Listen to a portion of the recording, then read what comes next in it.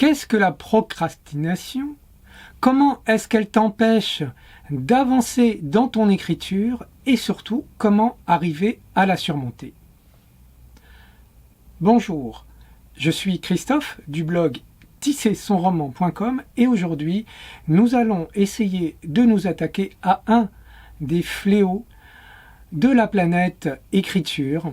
J'ai nommé effectivement la procrastination. Alors, il n'y a pas que chez les écrivains que la procrastination fait des ravages, mais en tout cas, je pense que nous autres auteurs, nous sommes particulièrement confrontés à cette forme de blocage. Alors, pour revenir un tout petit peu, j'ai dit à la définition, la procrastination vient de pro, donc du latin, qui va vers, et crastinus, qui veut dire le lendemain. Donc, c'est cette tendance à repousser toujours la tâche au lendemain, en se trouvant toujours des excuses pour ne pas accomplir les choses qu'on a à faire aujourd'hui. Donc, pour l'auteur, ça peut se traduire de diverses manières. Il y a une première manière qui est très très courante, c'est de prolonger inutilement toutes les recherches d'informations et de documentation. Alors, je ne dis pas que c'est pas important de se documenter, c'est très important, mais il faut arriver à mettre un terme à la documentation. À un moment donné, ok, on boucle, on dit c'est fini, et après on passe à la suite, au synopsis, à l'écriture et à la rédaction. Avoir tendance comme ça à toujours au dernier moment, quand on est censé par exemple rédiger, à se dire ah oui mais j'ai encore besoin de savoir un petit peu plus de détails pour mon décor parce que j'ai besoin d'inspiration pour mon décor, ou j'ai besoin d'inspiration pour mes personnages, je veux savoir un petit peu comment est-ce qu'il est vêtu, tiens mais son polo, le polo en laine, est-ce qu'il est en laine angora, bon voilà, ça c'est typiquement de la procrastination. On n'est pas complètement bloqué devant sa page blanche, alors ça arrive aussi, ça peut arriver que voilà, qu'on soit motivé, on a envie d'écrire, on dit bon allez demain j'écris 5 pages, on se met devant l'ordinateur ou devant la page blanche, s'il y a encore des gens qui écrivent à la main, et au moment d'écrire, et ben là, plus rien. Ça ne vient pas et on est là bloqué. Là, on rejoint effectivement pas tout à fait le syndrome de la page blanche, parce que c'est un blocage où c'est pas parce qu'on n'a pas d'idée, c'est parce qu'on n'arrive pas à les, j'allais dire presque à les accoucher. Donc encore une fois, c'est dans ce cas-là, on va se donner l'excuse de ah oui mais j'ai besoin de tel complément d'infos, et là on risque de rouvrir Internet et de se perdre de nouveau dans des tâches superficielles, inutiles, dans des recherches qui ne sont pas réellement indispensables. La meilleure recherche, c'est dans l'imagination qu'on va la trouver, c'est vraiment dans l'inspiration, mais l'inspiration intérieure. Alors,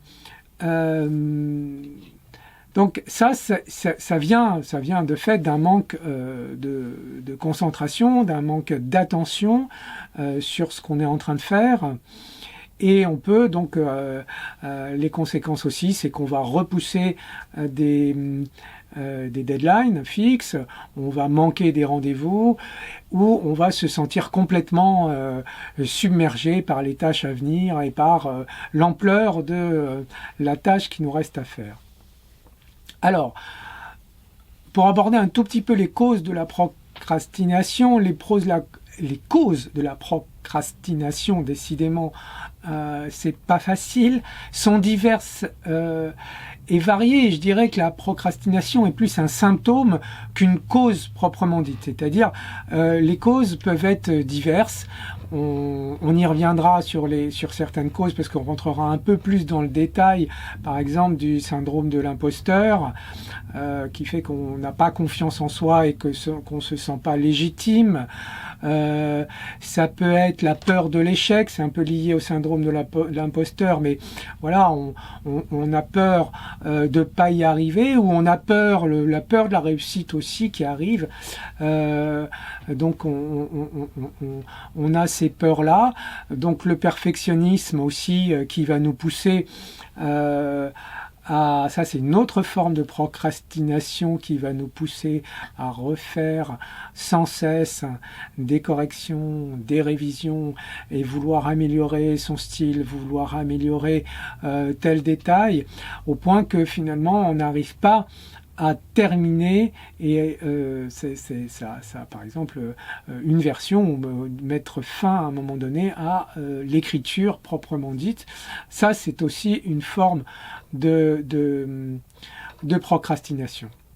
Alors, puisque je ne vais pas vous laisser non plus comme ça à procrastiner, il y a des solutions qui ne sont pas forcément des solutions miracles, mais quand même il y a moyen d'arriver un petit peu à se pousser aux fesses. Alors, une des premières méthodes, c'est vraiment, comme je le dis, c'est d'abord de se fixer une routine, c'est-à-dire un petit entraînement régulier.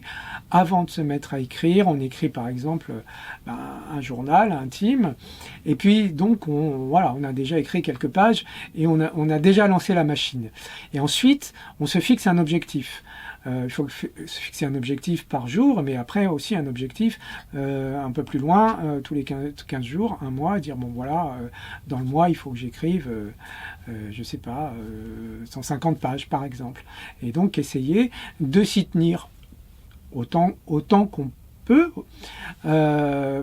et de manière aussi réaliste. C'est-à-dire que si on se dit, on se fixe 10 pages par jour et qu'on sait parfaitement qu'on n'est pas capable d'écrire ces 10 pages, ça va être contre-productif. Parce que en voyant son objectif irréaliste, on va se dire c'est pas possible, j'y arriverai jamais, et on arrête là aussi avant même d'avoir commencé. Donc ça, c'est pas une bonne chose. Donc une fois qu'on a fixer son objectif, on va essayer de s'y tenir, on va vérifier sa progression et on va quand même aussi se valoriser, s'encourager à chaque étape de la progression. Et donc là, bon bah voilà, par petite étape, on se fait une petite récompense, comme pourquoi pas une fois qu'on a fini, mais seulement une fois qu'on a fini et accompli sa tâche, ok, on peut aller un quart d'heure éventuellement sur internet ou les réseaux sociaux, mais pas plus. Et encore, si on pouvait supprimer complètement, c'est une autre voilà, c'est une autre histoire. Donc une autre préparation, je parlais de préparation physique et mentale, mais je dis souvent que le cerveau ressemble un peu à un muscle. En tout cas, ce qui est certain, c'est que avoir un petit peu d'activité physique avant l'activité intellectuelle va oxygéner le cerveau.